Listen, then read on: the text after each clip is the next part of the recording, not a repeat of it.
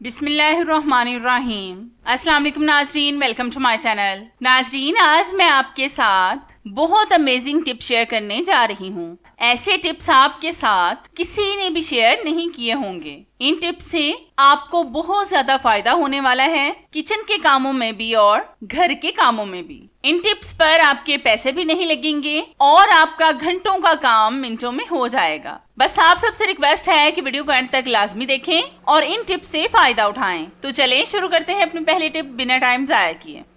नाजरीन, ये टिप मेरी बहुत अमेजिंग और यूनिक है। आपने अक्सर देखा होगा कि जब हम न्यू शर्ट या फिर कमीज वगैरह को स्टिच करवाते हैं तो उनके बटन बहुत जल्द टूटकर गिर जाते हैं और फिर हमें बहुत मुश्किल से मैचिंग बटन मिलते हैं। आज मैं आपके साथ ऐसी जबरदस्त टिप शेयर करूंगी जिससे आपकी शर्ट या फिर कमीज से बटन कभी भी टूटकर नहीं गिरेंगे। तो इसके लिए हम लेंगे नेल पेंट। मेरे पास ट्रांसपेरेंट नेल पेंट नहीं थी, इसलिए मैं इसका इस्तेमाल कर रही हूँ। अगर आपके पास ट्रांसपेरेंट नेल पेंट हो तो आपने उसका ही इस्तेमाल करना है। इस नेल पेंट को हम कमीज के नीचे वाले पार्ट जहां पर धागे की नोट लगी होती है उस पर इसको लगाएंगे। इस तरह से आपने भी लगाना है। नीचे से ये नेल पेंट नजर नहीं आएगी, इसलिए हम इसको नीचे लगा रहे हैं। ज्यादा इस्तेमाल से आपकी शर्ट या फिर कमीज तो फट जाएगी, लेकिन ये बटन कभी भी नहीं टूटेंगे।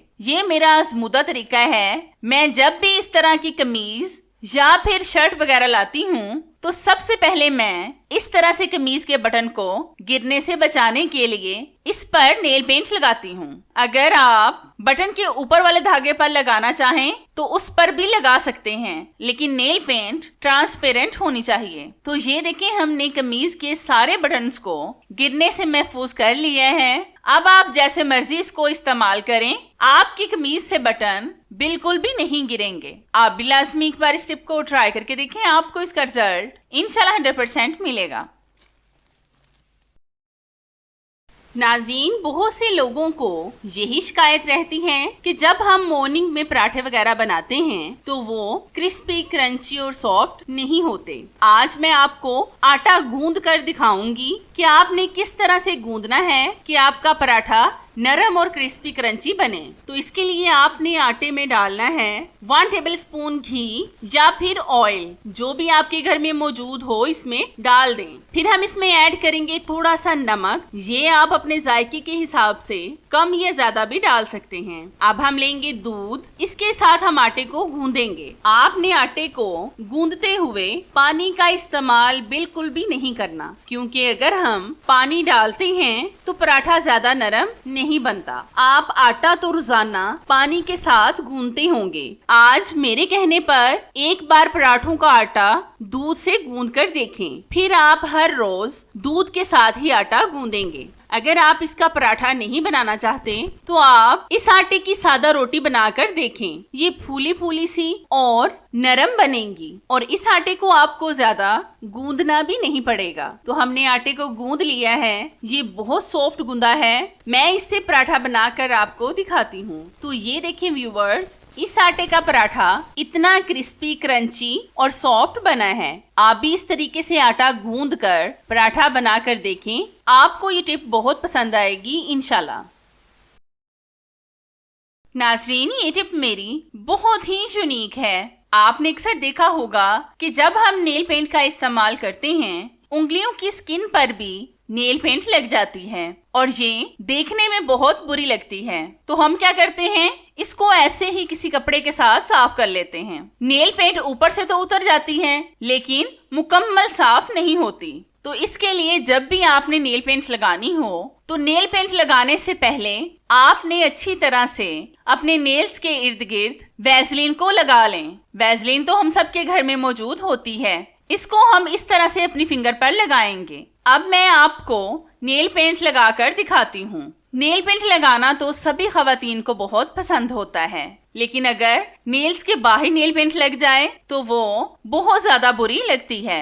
इस तरह से आपने भी नेल पेंट के इर्द गिर्द वैसलीन को लगाना है। इससे ये होगा कि अगर नेल पेंट आपकी स्किन पर भी लग जाती है तो वो मिनटों में साफ हो जाएगी। तो ये देखें, हमने नेल पेंट को स्किन पर भी थोड़ा सा लगाया है। अब मैं आपको इसको साफ करके दिखाती हूँ। तो ये देखें नाज़रीन, नेल पेंट मुकम्मल साफ हो गई है, एक भी निशान बाकी नहीं रहा।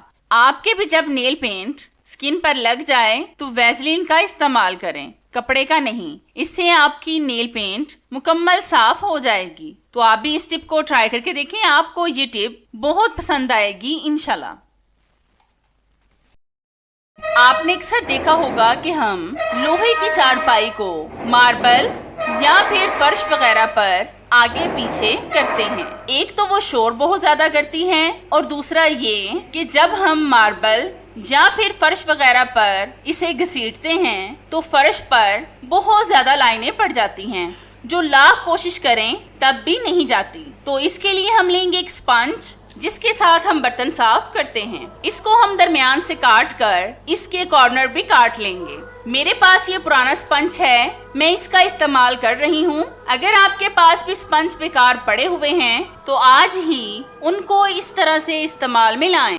तो हमने इन स्पंज को कट करके इनके कॉर्नर्स भी काट लिए हैं। अब हम लोहे की चारपाई के पायों के नीचे इनको लगाएंगे ग्लू गन के साथ। मुझसे किसी ने कमेंट्स में पूछा था कि लोहे की चारपाई बहुत ज्यादा शोर करती है, इसका कोई हल बता दें। तो मुझे अच्छा लगा, तो मैंने सोचा कि क्यों ना मैं इसकी टिप आपके साथ शेयर कर लूं, ताकि आपको भी इससे फायदा हो। तो हमने चारपाई के पायों के नीचे स्पंज को लगा दिया है। अब आप जहां पर मर्जी और जैसे मर्जी इसको आगे पीछे करें, ना तो अब ये शोर करेगी और ना ही आपके फर्श पर निशान पड़ेंगे। आप भी लाजमी एक बार इस टिप को ट्राई करके देखें, आप खुद कहेंगे कि क्या टिप बताई है अनीला जी ने।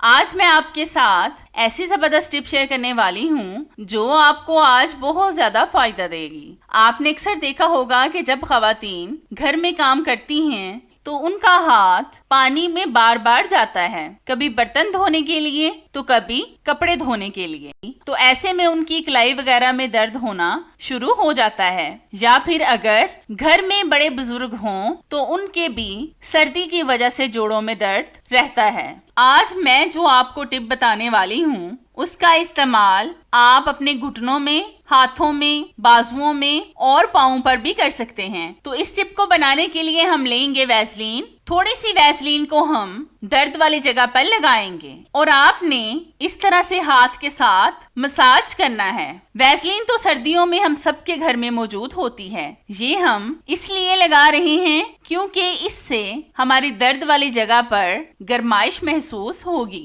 तो हमने अच्छी तरह से वैसलीन को दर्द वाली जगह पर लगा लिया है। अब हम लेंगे एक एल्युमिनियम फॉइल का बड़ा सा पीस, इससे हम दर्द वाली जगह को अच्छी तरह से कवर करेंगे। तो तकरीबन आपने इसको 2 घंटों के लिए ऐसे ही छोड़ना है।